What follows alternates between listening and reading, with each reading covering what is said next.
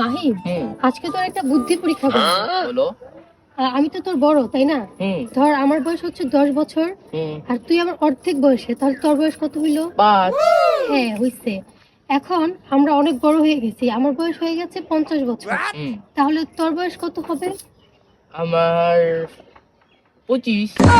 এই তো হয়। পেয়েছি। হয় নাই। কেন? সবাই বলে মেয়েদের বুদ্ধি নাকি হাঁটুতে থাকে, এখন দেখি ছেলেদের বুদ্ধিও হাঁটুতেই থাকে। তুই তো আমার 5 বছরের ছোট ছিলি, ও ও ও, তাহলে তোর বয়স হবে 45। 45। বুদ্ধি হাঁটুতে নিয়ে থাকে। আরে মাহিম, তুই এখনো গোসল করস না? আর দেখ, আমি গোসল করে রেডি হয়েও চলে আসছি। এই শীতে গোসল কারে ধরছি আর ঠান্ডা আমার লাগে তোমার না। তোমাদের এলাকায় মশাইকে কি বলে ডাকি? মশারি তো মশারি বলে ডাকে।